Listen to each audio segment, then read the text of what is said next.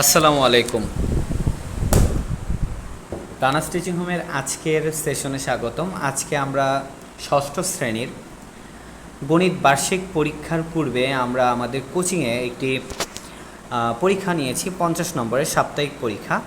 সেই পরীক্ষায় আমরা কিছু এক কথায় উত্তর, তারপর হচ্ছে কিছু প্রেক্ষাপট নির্ভর প্রশ্ন দিয়ে আমরা কোশ্চেনটা সাজিয়েছি। এই কোশ্চেনটা আসলে ডিসকাস করছি।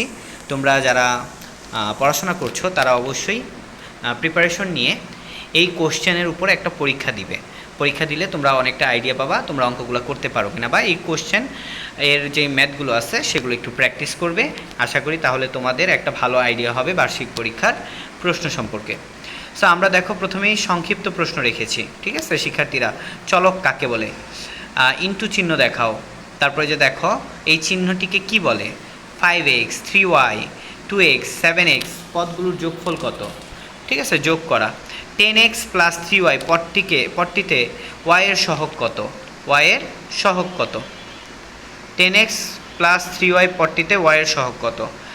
a মাইনাস b বলতে কি বোঝায়? একটি সংখ্যার দ্বিগুণের সাথে 5 বিয়োগ করলে বিয়োগফল 15 হয়। কত হয়? 15। তথ্যটি সমীকরণ আকারে দেখাও। 1 ডজন কলার দাম 60 টাকা হলে এক হালি কলার দাম কত? দেখছো তো এই জিনিসগুলো করবা ঐকিক নিয়মের অঙ্ক।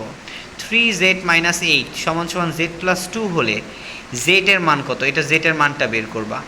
তোমরা করো, যদি কারো কোনো কথা থাকে যে স্যার অ্যান্সার দেন, তাহলে অবশ্যই অ্যান্সারের উপর ভিডিও করব এই প্রশ্নটার। এই প্রশ্নটার যেই শর্ট কোশ্চেনগুলো আছে খুবই ইম্পর্ট্যান্ট, হ্যাঁ, তোমাদের পরীক্ষায় আসার মতো। 3x প্লাস 7 গ্রেটার দেন দেখো 15, এটি কোন সমীকরণের নয়? এটি কেন সমীকরণ নয়? এবার দেখো আমরা একটা প্রেক্ষাপট তৈরি করেছি বা একটা উদ্দীপক তৈরি করছি যে 7a plus 5b plus 6c, 3a minus b plus 9c, 4a plus 6b minus 3c। বলছে প্রথম ও তৃতীয় রাশির বিয়োগফল নির্ণয় করো, রাশি তিনটির যোগফল নির্ণয় করো। সো এইগুলো হচ্ছে আমাদের কোশ্চেন। নিচের 1 ও 2 নং সম্পর্কগুলো বীজগাণিতিক রাশির মাধ্যমে প্রকাশ করো। দেখো একটি সংখ্যার দ্বিগুণ থেকে অপর একটি সংখ্যার 3 গুণ বিয়োগ, মনে করো এটা একটা প্রশ্ন। এটাকে তুমি কি করবা? এটাকে তুমি বীজগাণিতিক রাশিতে তুমি নিবা।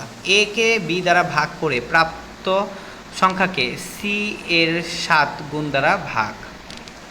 এ কে বি দ্বারা গুণ করে, এ কে বি দ্বারা গুণ করবা, তাইলে এ বি হবে। সেটাকে ভাগ করবা হচ্ছে কি 7c দিয়ে। তো এরকম আর কি প্রশ্নটা। তারপরে গড় 12x minus 13y plus 15z দ্বারা কি বোঝায়? বলবা, সুন্দর করে লিখবা। এখন আরেকটা প্রশ্ন দেখো, শুধু মাত্র দেখো এখানে প্রশ্নগুলো আমরা মূলত তোমাদের তো 7 করে প্রশ্ন থাকবে, এরকম ভেঙে ভেঙে আসলে প্রশ্ন তৈরি হবে। আমরা 6 করে দিছি, কিন্তু এই ধরনের প্রশ্ন আসবে। একটি আয়তক্ষেত্রের দৈর্ঘ্য এত, প্রস্থ এত মিটার হলে আয়তক্ষেত্রের ক্ষেত্রফল, পরিসীমা ও কর্ণের দৈর্ঘ্য নির্ণয় করো। সো এই কর্ণটা বের করা কঠিন, ক্ষেত্রফল আর পরিসীমা তোমরা বের করতে পারবা। পানির একটি বোতলের ওজন 150 গ্রাম। মিনা 50 গ্রাম ওজনের একটি ব্যাগের মধ্যে কিছু সংখ্যক পানির বোতল রাখলো। বোতলের সংখ্যাকে x দ্বারা এবং পানির বোতলগুলোর ওজন ও ব্যাগের ওজনের যোগফল y দ্বারা প্রকাশ করা হলো। এখন বলছে x ও y এর মাধ্যমে একটা সমীকরণ গঠন করো। y এর মান নির্ণয় করো, x এর মান যদি 15 হয়। x এর মান নির্ণয় করো, y এর মান যদি 100 হয়। করিম সাহেব 56,000 টাকার কিছু টাকা বার্ষিক 12% হারে মুনাফায় এবং বাকি টাকা 10% হারে মুনাফায় বিনিয়োগ করল। এখন কিছু টাকা 12%, কিছু টাকা 10%। 1 বছর পর 6,400 টাকায় মুনাফা পেল। তিনি 12% মুনাফায় কত টাকা বিনিয়োগ করেছেন? তিনি কি 12% মুনাফায় কত টাকা বিনিয়োগ করেছেন এটা নির্ণয় করতে হবে, অর্থাৎ 12% মুনাফায় কত টাকা বিনিয়োগ করছেন। এবার খেয়াল করো, একটি সংখ্যা x এর 5 গুণের সাথে 3 যোগ করলে যোগফল সংখ্যাটির 3 গুণ অপেক্ষায় 19 বেশি। সংখ্যাটি নির্ণয় করো। x এর মান 5, 6, 8 ধরে শুদ্ধি পরীক্ষা করে সঠিক মূল নির্ণয় করো। বাকি মানগুলো কেন মূল হবে না তা ব্যাখ্যা করো। সো এই ধরনের কোশ্চেন কিন্তু আসলে তৈরি করা যায়, এবং এটা আমার একটা কি কোশ্চেন ছিল, আমার ষষ্ঠ শ্রেণীর কোচিংয়ের একটা কোশ্চেন। এই যে প্রেক্ষাপট ভিত্তিক এক কথায় প্রশ্ন, এই প্রশ্নটা তোমাদেরকে দেখালাম। আশা করি তোমরা এটা প্র্যাকটিস করবে বাসায়। আল্লাহ হাফেজ।